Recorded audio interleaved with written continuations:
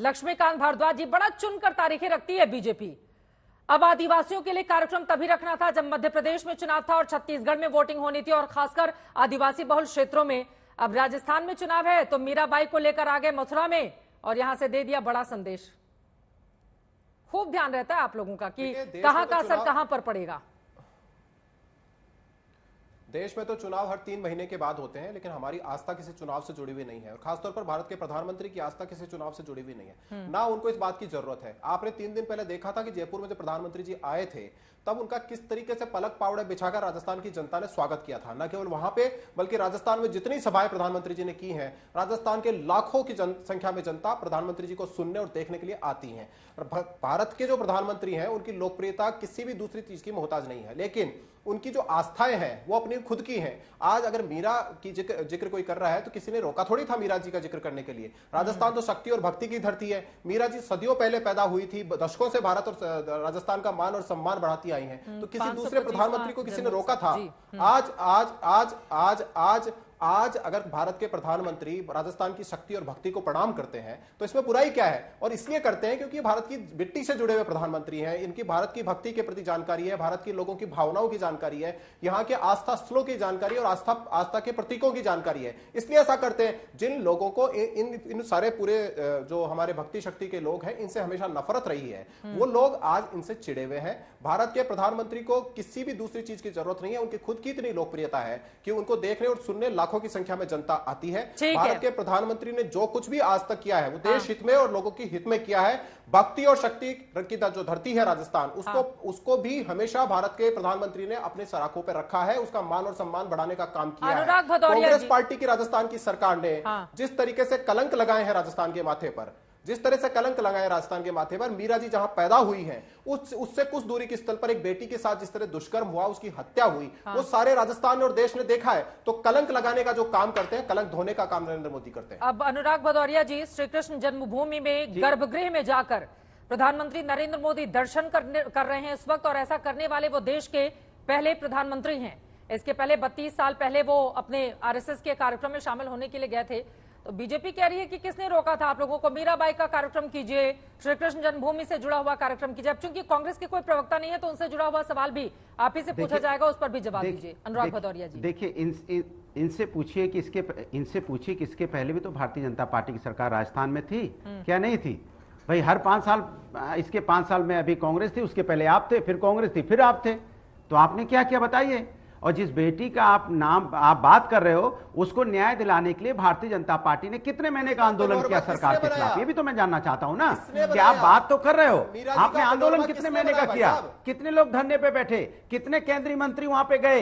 कितने लोगों ने उसको न्याय दिलाने के लिए लड़ाई लड़ी? ये भी हिंदुस्तान जानना चाहता है। और भारतीय जनता पार्टी की सरकार में पहलवान महिलाओं के साथ जो अन्याय हुआ, उसके लिए कितने भारतीय जनता पार्टी के मंत्री गए उनका मदद करने के लिए? या मणिपुर की बेटी के साथ जो अन्याय होता रहा, उसमें तो मुख्यमंत्री आपके वहां पे थे, तो क्यों नहीं आपने रोक लिया वहां पे? इसके मतलब कि आपको अभी डिबेट का मतलब नहीं पता है, डिबेट कैसे की जाती है। आपके बीच में नहीं बोला था, पहले तो डिबेट करना सीख जाइए, फिर राजनीति करोगे। आपको राजनीति क्या करोगे जब आप डिबेट करना नहीं जानते?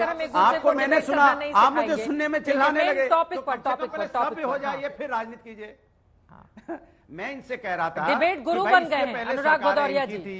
अब बता रहे हैं वो डिबेट कैसे करनी चाहिए। मैंने उनको बिल्कुल, उनको आइडिया नहीं है, शायद नए नए आए हैं, वो ये हमने उनके बीच में बोला नहीं, वो मेरी बात उनके बीच में चिल्लानी पड़े। आज तक डिबेट करने आए तो आज तक का नियम सीख लीजिए। इनको एक नियम दे दीजिए, आज एक टाइप करके इनको व्हाट्सएप भेज दीजिए कि प्रभु आप जब आते हो डिबेट करने के लिए तो आपको कम से कम नियम मालूम होना चाहिए। अनुराग जी, आप भी कभी पहली बार ही आए थे, ठीक है, चलिए इस पर नहीं जाते हुए आगे बढ़ते हैं, मेन मुद्दे पर आते हैं। जो मीराबाई और कृष्ण जी से जुड़ा हुआ जो सवाल मैंने पूछा था उस पर जवाब दें। वही मैं कह रहा हूं, भारतीय जनता पार्टी की सरकार इसके पहले भी राजस्थान में रही है, और भारतीय जनता पार्टी के उसके पहले भी भारतीय जनता पार्टी की सरकार रही है, और हिंदुस्तान में भी भारतीय जनता पार्टी की सरकार 15-16 साल रही है, और अब करीब सब मिला दो तो 20 साल की सरकार हो गई है। लास्ट अगर 30 साल की हम बात कर लें तो आपने बताइए कि उन 20 सालों में आपने क्या किया? इसका भी हिसाब जनता जानना चाहती है। करीब करीब 20 साल की होगी, नहीं तो 18 साल की तो होगी। आपने क्या किया 18 साल में हिंदुस्तान के लिए? सिर्फ हिंदुस्तान में विकास की राजनीति नहीं करना चाहते आप क्या? आपसे पूछा बेटी के बारे में, आपने बात की राजस्थान की बेटी के बारे में जिसके साथ अन्याय हुआ। अब मैं पूछना चाहता हूं, भारतीय जनता पार्टी के कितने नेता धरने पे बैठे? कितने महीने तक आपने धरने पे बैठा और सरकार के खिलाफ हल्ला बोला कि उसको न्याय दिलाना चाहिए? बोलिए लक्ष्मीकांत भारद्वाज जी। ठीक है, मैं जवाब ले लेती हूँ। महत्वपूर्ण है सवाल। सड़कों पर उतरकर बेटी के लिए क्या क्या संघर्ष आप लोगों ने? इसी तरह, अरे पूरी बात तो होने दीजिए चित्रा जी। इसी तरह से जब दिल्ली के अंदर पहलवान बेटियां बैठी थी तो कितने नेता? ठीक है, बाकी 3 लोग भी इंतजार कर रहे हैं। आप दोनों में डिबेट, ठीक है, आपकी बात हो गई। लक्ष्मीकांत जी जल्दी से 2 लाइन में। की बात करेंगे। ठीक है, जवाब ले लेते हैं लक्ष्मीकांत।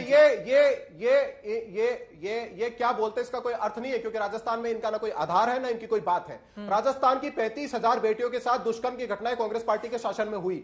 18 साल से छोटी 15,000 बच्चियों के साथ दुष्कर्म की घटनाएं हुई। भारतीय जनता पार्टी ने हर बेटी की आवाज बनकर सरकार के खिलाफ संघर्ष किया, सड़क पर लड़कर। और न केवल सड़क पर किया, बल्कि भारतीय जनता पार्टी के विधायकों ने, अब आप ये भूल गए भाई साहब, इतनी जल्दी नहीं भूल गए, इतनी जल्दी नहीं भूल गए। आप तो कई बार डिबेट में आए हैं, आप तो कई बार डिबेट में आए हैं। अभी तो ज्ञान दे रहे थे आप कई बार ज्ञान, अभी तो ज्ञान दे रहे थे भाई साहब, अभी तो ज्ञान दे रहे थे आप, अभी तो ज्ञान दे रहे थे आप।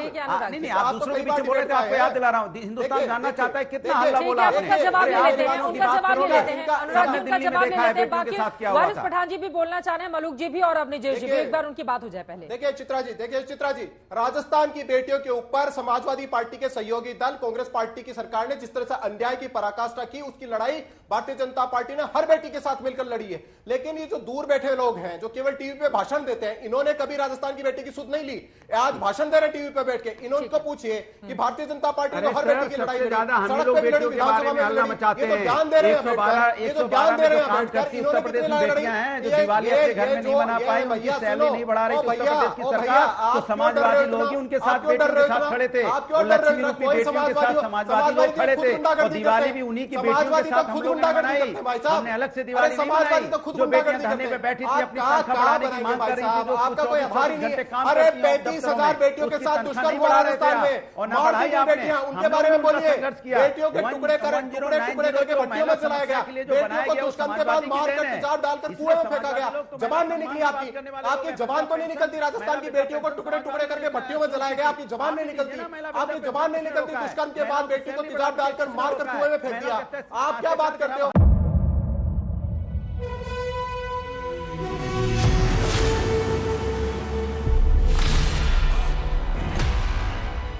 मुद्दों का मैदान, जिम्मेदारी लेंगे, तर्कों पर घमासान। क्या बताना चाहते हैं इस देश को? किससे किसकी ठनी, किसने दी किसे पटखनी? क्या सच है जिसको छिपाने की कोशिश? खबरों की दुनिया का सबसे बड़ा अखाड़ा दंगल देखे मेरे यानी चित्रा त्रिपाठी के साथ रोज शाम 5 बजे सिर्फ आज तक पर। ना पक्ष ना विपक्ष, ना लेफ्ट ना राइट, ना मिर्च ना मसाला, खबरों का बोलबाला, निडर निर्भीक सबसे सटीक स्पेशल रिपोर्ट सिर्फ आज तक पर। एयर रेड के ये सायरन समय समय पर आपको सुनाई देते हैं। शौर्य की, भारत और चीन के बीच साहस की, सभी बाढ़ग्रस्त इलाकों का हवाई सर्वेक्षण किया है। सरोकार की, गाजीपुर में किसान से बातचीत करें। संघर्ष की, कश्मीर को आगे बढ़ना होगा। संयम की, भावनाएं भड़की या दंगे भड़काए गए, सवालों की, जनता के लिए, जनता के द्वारा, जनता की दस्तक। श्वेता सिंह के साथ सिर्फ आज तक पर।